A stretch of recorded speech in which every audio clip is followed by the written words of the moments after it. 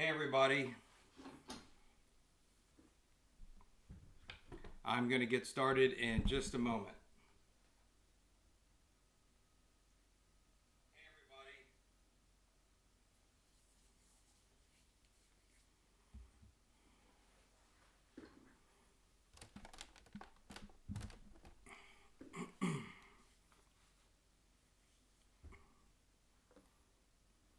Just getting a few more people up here on the Facebook Live, and then we're going to go through an extensive map discussion of what is happening in Florida and what's going to be transpiring over the next 48 hours. This is a storm that is going to touch just about the entire state. The exception being the Panhandle. I know we've got a lot of folks that have homes and we vacation along the Panhandle. They've got storms just like we do. This is not their storm, but for the peninsula, for Orlando, Tampa, even to some extent Miami, and of course the Keys, this is their storm, and it might even extend up the coast to Jacksonville with some impacts by the end of the week, by late Thursday and into Friday. So we'll get to the maps here in just a second. I guess I'll go ahead and start, and at least I'll put up the advisory for you guys. This is the one that just came in a little while ago. This is the intermediate advisory. We'll get the brand new intensity forecast in Cone. That'll be coming up at 10 o'clock tonight on Fox 8 News. Right now you can see the winds are 120. I was just talking with Zach Fradella, and for better or for worse, the storm may not get much stronger than this, and that's strong enough. It's a major hurricane at Category 3. It's 180 miles south-southwest of Punta Gorda. I would put Punta Gorda on there, but most people know Fort Myers and Tampa. If Punta Gorda sounds familiar, that's where Hurricane Charlie made landfall in 2004. This is not Charlie. This is going to be a larger storm and a slower moving storm than Charlie, which will have big impacts as far as storm surge in that area. So basically, it's 180 miles south-southwest of Punta Gorda is the best way to put it. Let's see here. I had just a couple more people that we were going to put on, and not up there yet, but they'll probably come in just a second. Also, I've got my Facebook over here to my right, and I can see all your questions coming in as well. Betty from Raceland, good to see you. Hey, Noble from Tampa.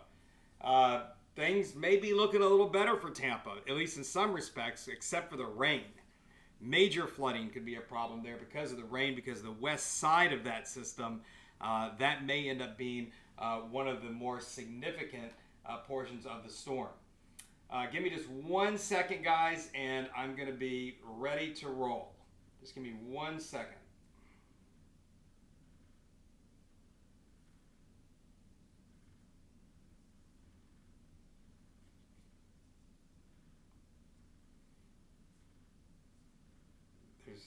When you're doing all this yourself, it's there's a lot to keep up with.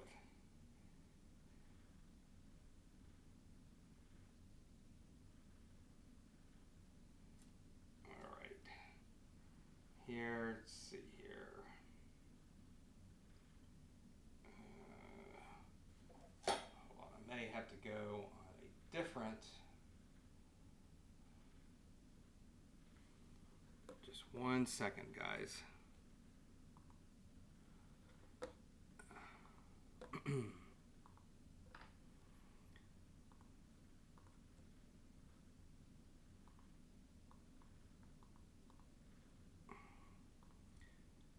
Just bear with me. Again, that's a 7 o'clock advisory. I just want to get this to the rest of our Facebook folks who are going to want to watch. And so once I get this over to them, then we'll be able to take off. Thank you for being patient here just for an extra couple of minutes. Okay, here we go.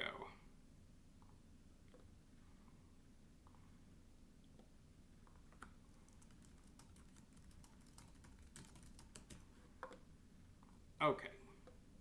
Now we're getting ready to take off. And y'all are like, yeah, right. No, really, we are. Let me go ahead and get my questions back up here for everybody. And we are back in business. Okay, here we go. This is the evening update on Hurricane Ian. A reminder, it is not impacting the northern Gulf Coast, including Louisiana, Mississippi, Alabama, and the Florida Panhandle. Let's put the track in motion. This is where the storm is expected to be during the day tomorrow. It looks like this is going to be a landfall very near Fort Myers, or just north of there. It could come in close to Tampa. That's still in play. We have a hurricane warning there, but somewhere between Tampa and Fort Myers, it looks like where this storm is going to make landfall. A strong Category 3, possibly a Category 4 at 130 miles per hour. Somewhere where it is now, and maybe just a little bit stronger than that. This is what we were talking about last night. Look at this, guys. From Wednesday 1 p.m. to Thursday 1 p.m., it barely moves into Central Florida. And you're like, well, David, it's weakening to a tropical storm. That's not going to stop all the problems we have with flooding and all those kind of things. So, this is going to continue to be an issue for Florida, probably for about 48 hours. So that's Thursday afternoon.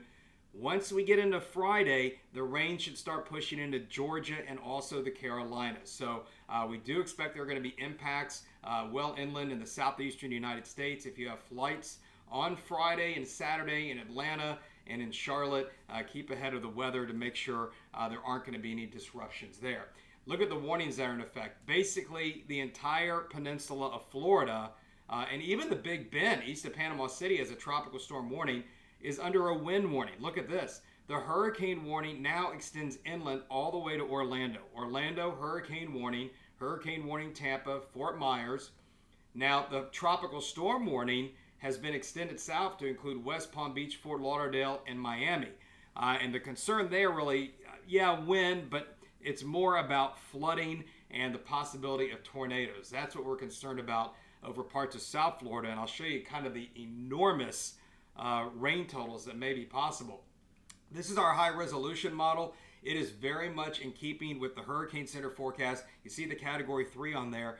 That's the actual Hurricane Center forecast position, and it lines up pretty nicely with our high resolution model, which quite honestly has been saying for days that this storm is going to come in there. So it's a pretty good one. It's put out by our vendor IBM. It's called the Graph. And there we're expecting the landfall around midday tomorrow. Violent storm surge in and around Fort Myers, Naples, Sanibel, all those areas are going to have really a rough time of it. And there you can see the rain bands that extend across the central portions of Florida as well. We'll take it into Wednesday night, and notice, remember how slow. Now watch, I want to show you something.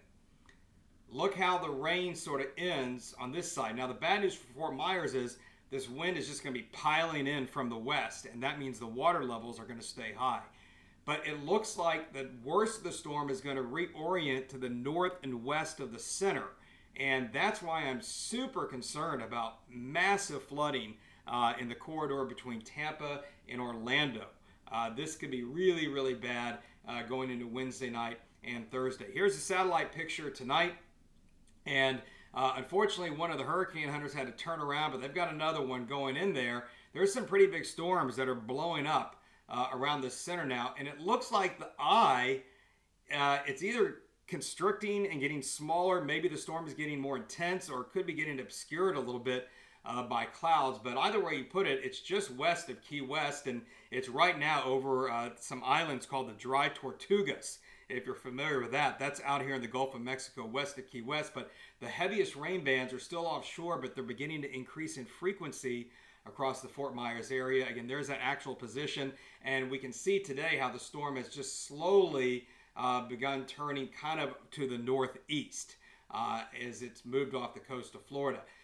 Models aren't that important anymore, but this is just to show you guys that everything is pretty much locked in near or just north of Fort Myers. There's been a shift slightly to the south today, and there you can see that track continuing into central Florida around Orlando. And there's our consensus model that I thickened in black, and that's more or less where the Hurricane Center currently has the center line going with the track. Again, if y'all have any questions, I probably have missed a couple, but Chris did ask, is it going through an eye wall replacement? An eye wall replacement is basically where the eye starts to decay and the outer walls of the hurricane begin to take over to form a new eye. Oftentimes, it's a larger eye, and it oftentimes means Not necessarily the storm is going to start getting stronger, but the winds are going to expand and it's going to get larger. That happened earlier today, and it appears, from what I'm seeing from our experts online, that process has discontinued. Here's a look at the wind field as analyzed by the Hurricane Center right now. The orange areas are hurricane force gusts. The red areas are sustained hurricane force winds. And so here we are. The tropical storm force winds are coming on shore tonight. And there we are during the day tomorrow. Hurricane conditions spreading across southwest Florida. And that's going to continue into the afternoon. This is going to be a very, very slow storm. You guys remember how long Ida lasted. This storm is probably going to last even longer than that. And notice how, even though the wind field may be a bit exaggerated here, I'm going to show you another graphic to give you a little bit of truer representation of it. Basically, the entire southern half of the state, the peninsula, could see tropical storm force winds over the next 24 to 48 hours. Obviously, this area is what we're most concerned about as far as the wind goes. So here's our cone and wind threat graphic, and this idea was developed by a former colleague of mine in Miami, Craig Setzer. If you're not following him online, I suggest you do. He's also got a YouTube channel now. He's been doing some really good map discussions on there, so search for Tropical Tracks and Craig Setzer on YouTube for that. But this is where the most likely hurricane conditions are, and this is the current setup, and the yellow is where we're most likely going to see tropical storm force winds. I did take the cone off of here, but again, this kind of shows you two things. One, you can also see how the land is likely going to interrupt the chances for hurricane conditions as we get over the central part of the state, but not by much. It shows a reasonable chance of hurricane force winds getting all the way to Orlando, hence the reason the warning's there. And then offshore, probably hurricane force winds again between Melbourne and Daytona Beach. Here's the actual chance of hurricane force winds right now. 76% at Fort Myers, 33 at Tampa, 27 at Orlando. Even these numbers aren't something to sneeze at, but certainly in and around the Fort Myers area, going to about Sarasota, that's where the most likely chance for hurricane force winds are going to be. All right, let's take a look at this, and this is our Viper storm surge model. Now, let me preface it by saying, because some of you may be watching from Florida, this is a deterministic storm surge model based on the Hurricane Center's center line forecast. Right now, the center line is supposed to, the eye of the hurricane is predicted to make landfall just west of Punta Gorda. That would put the worst water in Punta Gorda down to Fort Myers and Naples and Sanibel. All of these areas. Where you see the purple in here, that's 12 to maybe 16 feet of storm surge that could be possible. And then you get in here to this river that runs through Fort Myers, and we're talking well over 6 to 9 feet of storm surge could be possible there. This is a worst case scenario. Let me see if I can, I was going to see if I can move this around a little bit for you, although I'm not quite sure. Let's see here. If I can go one window and no, I don't think that's going to work. At any rate, I was going to, oh wait, let's see, maybe I can. Well, no, I can't. I was going to try to move it up. I want to show you guys Tampa, and I can't find the screen for that right now, but Tampa's just north of here, and if it follows this track, they're not going to see a lot of storm surge in Tampa, potentially. So just something to keep in mind, especially for those folks.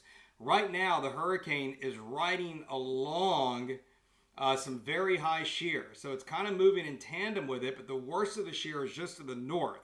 And so I don't think this is going to have a huge impact on the storm until it goes inland. And that, you know, combined with it being inland and also this really strong wind shear, you can see how Wednesday night into Thursday, this purple area really gets entrained into the hurricane, and that's what's going to actually help to begin to tear it apart. Here's a look at the clouds and the radar tonight. And we see very heavy squalls moving across Miami, West Palm Beach, occasionally heavy rain in Fort Myers. There's been a lot of tornado warnings already today. I even on my Twitter site at David Bernard TV, I retweeted a tornado that was developing over the Everglades that somebody caught earlier today. More of that can be expected as the storm makes landfall. Remember earlier, guys, I was telling you about how the north and west side of the hurricane may get stronger. Well, that's where the highest rain totals are. So let's look at this. This is we got this yellow area over Tampa. That's over 10 to 15 inches of rain, and that is some serious rain. And the entire peninsula has at least 5 inches of rain covering it. So we're going to see a lot of very heavy rain across Florida. I am concerned about Orlando and Tampa Bay because of severe flooding. Maybe Tampa Bay avoids the worst of the storm surge, but the heavy rain will probably cause quite a bit of flooding in those urban areas the way it looks right now. Let's talk real quick about our weather, then I got to get ready for the news. Here's a look at our winds right now. We're on the backside of this storm and well removed from it. We've got dry air pouring in, north wind right now, 23 at the airport. Check this out. Our highest gust today was 33 at the lakefront, 28 at Slidell. I think we can add 5 to 10 to this for tomorrow. Tomorrow is going to be windy, and we could see wind gusts as high as 40 miles per hour. Wind advisory has been issued for all of southeast Louisiana and also for along the Mississippi Gulf Coast. Here's the wind gust forecast, and this is for the immediate South Shore, and you can see into the midday hours, well up into the 30s, and right there at the lake or across any body of water, there might be a gust close to 40 is going to be possible. So yeah, it is going to be gusty for sure. Don't forget your Fox 8 weather app. Some of you are watching the Facebook Live through our weather app, #1 weather app in New Orleans. Be sure to grab it. You can go to fox8live.com/apps to find out where to download it, or just search in your app store. Or if you grab your camera really quick, you can hold it up the QR code there on the screen, and that'll take you to the site as well. So it is a bad night tonight in Florida. There is the very latest 180 miles south-southwest of Punta Gorda. We're getting 1 hourly updates now from the Hurricane Center every hour, but the big advisory coming up at 10 o'clock tonight. Category 3 with 120 miles per hour, 120 mile per hour winds. I'm Chief Meteorologist David Bernard. I will go back and check out the comments on here and give you all kind of a recap in the comment section on Facebook, and look and see if there's any possibly questions that I may have missed. Bruce and I will be up in just a little bit on TV. See you then.